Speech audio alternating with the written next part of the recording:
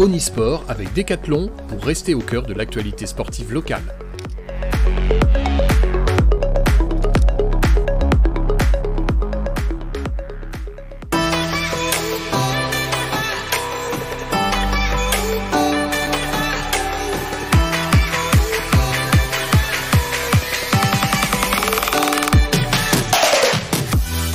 Bonsoir à toutes et à tous, bienvenue sur Onisport, votre JT Sport du lundi 24 octobre, c'est le 40e numéro. Nous sommes ravis de vous retrouver comme chaque semaine et au menu du jour, du rugby, un mot de rallye d'automne, du football mais aussi du basket et du handball ainsi que du volley. C'est parti pour le récap du week-end. Et on ouvre ce journal comme tous les lundis avec le Stade Rochelais et décidément Toulouse est bel et bien la bête noire de La Rochelle. Défaite des hommes de Ronan Nogara et Ernest Vallon 26-17 et les Maritimes n'ont pas été vernis dans ce choc avec Reda Wardi qui voit rouge dès la 12e minute pour un plaquage haut sur Antoine Dupont. Et quand ça ne veut pas, ça ne veut pas. 10 minutes plus tard, Samuel Lagrange sortira sur civière, protocole commotion. Réduit à 14, les jaunes et noirs ont pourtant réalisé un match d'une intensité rare.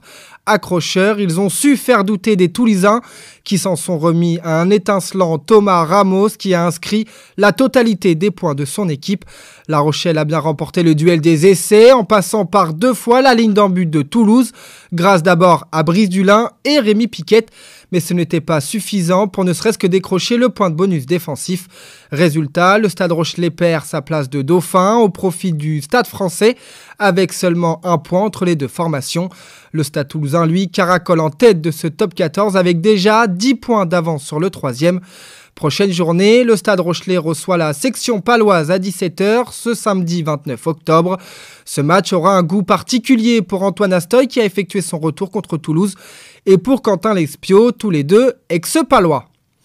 On enchaîne avec la Fédérale 2, journée noire pour les clubs charentais-maritimes. Opposé à Castillon, Surgères n'a pas eu les armes pour rivaliser.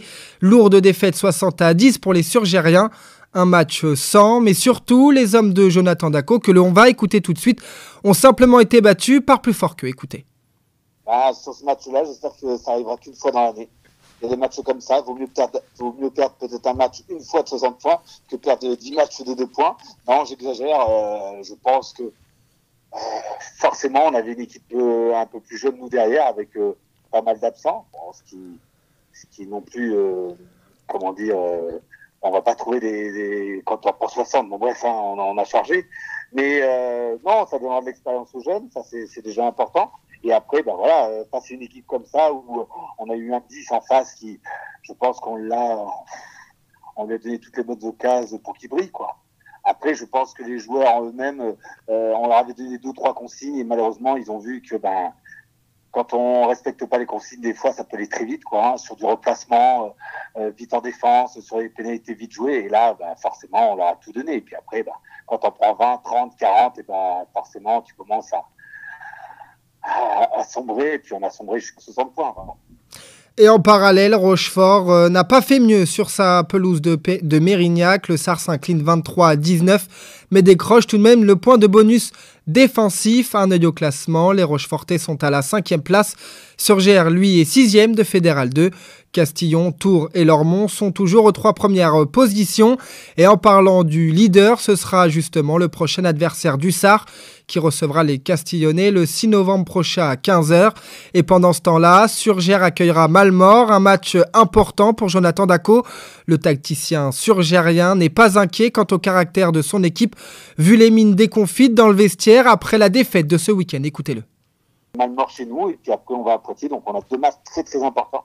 Donc on va bien se préparer, on aura 2 ou 3 retours nous, donc ça c'est très très bien, et puis on va reconstruire derrière.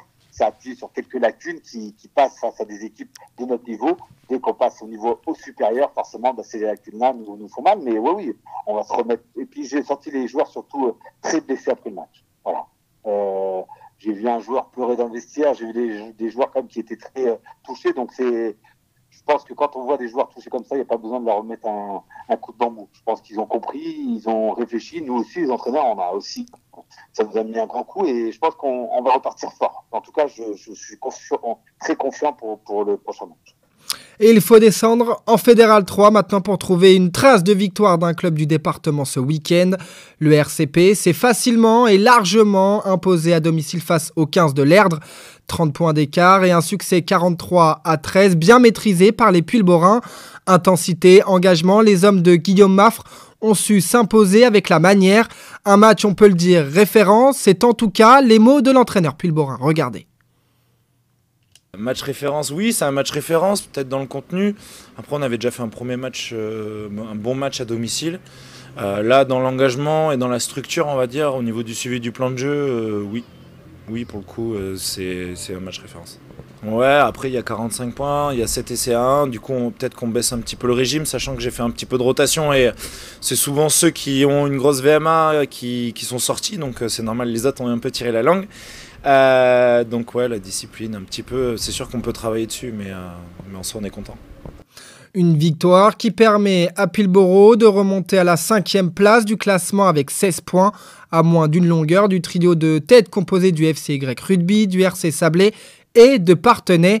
Prochain rendez-vous pour le RCP et Guillaume Maffre, le déplacement à Chinon le 6 novembre à 15h. Et avec 14 points pris sur 15 possibles, Pulboro fait carton plein. L'objectif sera de continuer sur la même dynamique lors de ce deuxième bloc de match. Guillaume Maffre. 14 sur 15, c'est super, c'est ce qu'on s'était tablé. Donc on pouvait même tripler le 15 sur 15, mais 14 sur 15 c'est très très bien. Et puis on va attaquer un troisième bloc qui va être très important avec un déplacement à La Roche et un déplacement à Chinon qui sont très importants et c'est des concurrents directs. Donc si on veut les mettre derrière, il va falloir y aller gagner. Donc je pense qu'on a préparé le mieux possible tous ces déplacements-là. On part du côté du stade Michel Dufour, maintenant à Maran, régional 1. La RM a été défait sur sa pelouse contre Royan-Saujon. Score final 17-20. Les Marandais obtiennent tout de même le point de bonus défensif. Une défaite positive selon l'entraîneur Nicolas Brindel. Sans quelques petites erreurs, ces joueurs auraient pu mériter mieux. Regardez. C'est encourageant, on voit qu'on est capable de faire des bonnes choses tout au long de la partie. Après, là où c'est compliqué, c'est qu'on n'a vraiment pas de marge de manœuvre, c'est ce que j'ai dit aux joueurs. Dès qu'on fait une petite faute, on le paye cash. Dès qu'on fait une petite faute, on le paye cash. On break les lignes souvent, mais on ne score pas assez. Donc on s'expose derrière. Et ça, c'est un mal un peu récurrent. Après, oui, dans l'ensemble, on est quand même satisfait. On a pris un point, Royan était invaincu. Voilà, de là où on part, je dirais que c'est encourageant. Après, si on analyse le match, en faisant 2-3 choix peut-être différents, on aurait pu aller chercher quelque chose. Donc c'est frustrant. Après, on va pas faire la fine bouche, hein. On sait d'où on part. Voilà, pour l'instant, on va s'en contenter. Il y a toutefois de la progression, match après match dans le contenu des Marandais. C'est en tout cas l'impression de Julien Maître-Rue, directeur de Maran Immobilier, l'un des partenaires du club. Écoutez. L'écart se réduit, on n'est pas très loin, il manque pas grand chose de plus en plus. Là le match a été complet, on fait 2 mi-temps complètes, après on passe voilà, pas grand chose, c'est dommage. Mais c'était quand même un match très plaisant aujourd'hui à regarder et même je pense qu'ils ont pris du plaisir sur le terrain également, quoi. Maran reste bloqué dans le ventre mou du championnat avec une 6e position au classement, une poule dominée par le RC Cubzaguais, Royan et Saintes sur le podium. Et Saintes sera d'ailleurs le prochain adversaire des Marandais. Une rencontre qui se déroulera le 6 novembre à 15h en terre saintaise. On ferme cette page rugby avec la Nationale 2 et Niort qui s'est imposé 20-6 contre Florentine. Des Niortais qui n'ont jamais été inquiétés dans ce face-à-face. Le RCN enchaîne et truste toujours la première place du classement devant le CA Périgourdin et Auch respectivement à 2 et 3 longueurs derrière. Lors de la prochaine journée, les Niortais voyageront à Marmande. La rencontre est programmée à 17h30 le 29 octobre. Un peu de sport mécanique maintenant cette semaine avec la 64e édition du célèbre rallye d'automne qui partait cette année pour la première fois de Châtelaillon-Plage. Et dans la catégorie moderne, Jean-Marie Couoc était le grand favori et tenant du titre. L'édition 2022 ne lui a une nouvelle fois pas échappé. Le pilote accompagné d'Éric Vallon décroche un deuxième succès consécutif sur sa Citroën C4 WRC. En 1h22 et 38 secondes, il devance de 48 secondes Nicolas Hernandez et sa copilote Candice Moloko sur Volkswagen Polo. Et une autre Polo, cette fois-ci GTI, Pruno Long GP et Ronan Choukroun, termine au pied du podium. Du côté des véhicules historiques de compétition, les VHC, Paul Paillet et Christophe Godin décrochent le trophée avec leur Lancia Delta en 1h34-46 devant le duo Eouzan sur BMW M3 avec 1 minute 53 de retard. David et Arnaud Castera terminent 3e avec leur Ford Sierra Cosworth à 5 minutes 47 du leader. Et enfin, chez les VHRS, véhicules historiques de régularité sportive, c'est la paire Robic, Philippe et Jean-Marc qui remportent le titre. Ils devancent une paire 100% féminine, Delphine et Caroline Leboss. Boris et Michel Bonnet s'emparent de la médaille de bronze. Après l'asphalte, retour sur les pelouses, celle du football. Et un mot rapidement de Régional 1, La Rochelle est toujours en difficulté depuis le début de la saison. Nouvelle défaite des joueurs de Fabrice Fontaine à domicile, 2-0 face à Niort Saint-Liguerre. Au classement, La Rochelle est 13e et avant-dernier du championnat avec 3 points en 5 journées. Bressuire, Choré et Niort Saint-Liguerre occupent le podium. Prochaine journée, les Rochelais se déplacent à Montmorillon dans une rencontre qui se déroulera à 19h le 29 octobre prochain. Régional 2, maintenant, on descend d'une catégorie et on se dirige du côté de Villeneuve. D'abord, l'Étoile Maritime fait match nul de partout à Mignaloux-Beauvoir. Périgny, lui, déroule et s'impose facilement 3-0 sur la pelouse face à Fontaine-le-Comte. Un match dans l'ensemble maîtrisé. Dominateurs, les Pérignatiens n'ont pas été réellement en difficulté dans cette rencontre. La patience était de rigueur pour trouver les brèches dans la défense des visiteurs. Damien Leclerc est satisfait de la prestation de ses joueurs. Écoutez. On a fait ce qu'il fallait.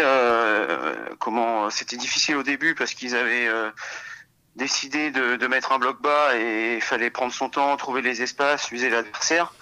Chose qu'on a bien fait. On a manqué de réussite au début parce qu'on touche 2 fois la barre. Et puis après, une fois qu'on a marqué le premier but, on s'est rendu le match plus facile par la suite. L'adversaire est obligé de sortir et du coup, ça nous a permis d'avoir plus d'espace et de corser l'addition. Résultat au championnat du changement, Périgny toujours 2e de la poule avec 2 matchs de retard. Ils sont à 1 point du leader Choré. Le FC Rété tombe lui à la 3e position. L'Étoile Maritime n'est pour l'instant que 5e de ce classement. Prochaine journée pour les 2 clubs charentais-maritimes. Une réception périlleuse du leader chorésien pour l'Étoile Maritime à 19h le 29 octobre. Périgny tentera de poursuivre la dynamique enclenchée depuis le début de la saison avec là aussi un match à domicile. Damien Leclerc et ses hommes accueillent Mignaloux-Beauvoir. La rencontre est prévue le 29 octobre à 18h. Damien Leclerc sur ce prochain match. La semaine prochaine, oui, on reçoit Mignaloux, donc il faut prendre les points. On est chez nous, il faut qu'on continue sur cette bonne dynamique. Pour l'instant, on a tout gagné, donc voilà, il faut qu'on continue dans cet état d'esprit. Un détour sur les parquets maintenant avec un résultat de Pro B. Une nouvelle fois réaction, le Stade Rochelais Basket s'incline de peu, 6 points face à un gros roadster du championnat Chalon-Reims. Score final 68-62. L'entraîneur chalonnais avait identifié les forces rochelaises pour mieux les contrer. Malgré un retour de vestiaire un peu plus en dilettante, c'est en défense que les visiteurs ont remporté ce face-à-face. Écoutez. C'est typiquement le match de Pro B à l'extérieur et je pense que certains de nos concurrents vont y laisser des plumes ici. C'est pas simple, voilà, ça s'est vite inversé. Le scénario que je craignais, parce qu'on est rentré deuxième mi-temps un peu la fleur au fusil, et puis derrière on avait très bien contrôlé le jeu de transition, le jeu de relance, et on laisse 8 à 10 points de jeu rapide sur le 3e quart-temps. Et un match de basket, ça s'inverse très vite en termes de rythme. C'est défensivement clairement qu'on maîtrise la rencontre. On les laisse à 40% de réussite avec 16 balles perdues. Un bon début d'entame, une adresse extérieure partiellement retrouvée, engagement de tous les instants. Julien Corté le dit lui-même, il n'a pas grand-chose finalement à reprocher à ses joueurs. Écoutez. Moi, aux gars, j'ai rien à leur reprocher. Je vous ai vendu une équipe qui va se battre, une équipe qui va mouiller le maillot, qui va rien lâcher. Ce soir, on a vu des guerriers sur le terrain, on a vu des gars qui jouent avec le cœur, qui mouillent le maillot. Alors oui, des fois en difficulté, oui, on fait des erreurs, mais à partir de là, ce soir, je pense vous l'avez tous vu, on perd contre plus fort, quoi. Chalon-Reims, c'est une des meilleures attaques et une des meilleures défenses en Leaders Cup. Hein. Donc on savait que ça allait être compliqué. On démarre bien le match, on tient. C'est pas un trou d'air. C'est plus, on est un petit peu à bout de course. Arnaud tente de trouver notre second souffle parce qu'on est limité en rotation. Ils ont 10 gars qui tournent et ils nous impactent un petit peu plus. On baisse un peu notre garde, on fait quelques erreurs qu'on paye cash, on laisse un repli, je sais pas si vous avez vu, mais en première ils n'ont pas beaucoup couru, même en deuxième, on en laisse un, on le paye, ils nous sanctionnent, on s'oublie une fois, on a laissé un petit peu des rebonds, et c'est à des moments où on est, je pense, un peu plus fatigué, un peu moins concentré. Après en deuxième mi-temps, je pense qu'on joue à notre niveau. Toutefois, un gros point noir dans cette soirée, c'est la perte du capitaine Arnaud Thinon qui revenait tout juste de blessure. Une rechute aux ischios et une sortie prématurée dans cette rencontre. L'entraîneur rochelais était abattu vendredi soir après la rencontre. Regardez. Ça fait chier, c'est Arnaud rechute et je crois que ça va durer un moment. Là, j'ai discuté rapidement avec le staff médical. Là, je veux pas m'avancer avant, mais je pense qu'Arnaud... Arnaud, ça, on va pas le revoir avant un moment. Là. Donc apparemment, passer des examens plus poussés, et puis peut-être un protocole différent, plus long, parce qu'on peut pas... Une absence qui risque d'être longue selon le coach maritime qui songe déjà à trouver un joker médical pour pallier son indisponibilité, mais Julien Corté ne veut pas n'importe quel profil. Si c'est long, oui, il va falloir qu'on y songe. Hein. Parce que ça s'enchaîne et que... Sur ce poste-là, je peux pas... Il me faut un shooter, clairement. Clairement, même si ce soir, je trouve qu'on n'est pas 7-19 à 3 points, shoot à 37%. On n'a pas abusé du tir, on a joué plutôt propre. C'est ce que je trouve bien ce soir, c'est qu'on a retrouvé un peu d'alternance. On ne s'est pas cantonné à tir à 3 points, on a réattaqué le cercle. C'est 19, mais il nous manque un shooter. Hein. Au classement de cette Pro B, La Rochelle est 16e et n'a toujours pas débloqué son compteur de victoire. Denain, Chalon et Nantes sont aux 3 premières positions après 2 journées. Prochain rendez-vous pour les basketteurs jaunes et noirs, un déplacement à Saint-Quentin à 20h, vendredi 28 octobre. On n'arrête plus les fils de Maël de Kergré, vous l'avez compris, on parle de volley. Les Rochelaises poursuivent leur série d'invincibilité et l'emportent 3-7-0 à domicile contre Laval. Une 3e victoire de rang sans encaisser un seul set. Un sans faute qui classe le LRVB à la seconde place avec un match en retard. Poitiers est pour l'heure leader. Montgermont et 3e. Prochain match, les coéquipières de la capitaine Emma Cazoran iront à Nantes. Une rencontre prévue à 16h le 30 octobre. On termine ce journal avec du handball en déplacement sur les terres vendéennes de La Roche-sur-Yon. Les Onisiennes s'inclinent 28-23. L'Onis Handball est désormais 7e du championnat de National 2 avec 11 points. Celles-sur-Belle continue sa course en tête. Blair, Val-de-Cher et Saint-Loubès complètent ce podium. Prochaine journée, les Onisiennes reçoivent le dauphin du championnat, Blair Val-de-Cher, le 26 novembre à 18h45. Et c'est sur ce résultat de handball que l'on se quitte cette semaine. Nous, on se retrouve lundi prochain pour continuer de faire le tour de l'actualité sportive en Charente-Maritime. En attendant, portez-vous bien, merci de votre fidélité et à bientôt.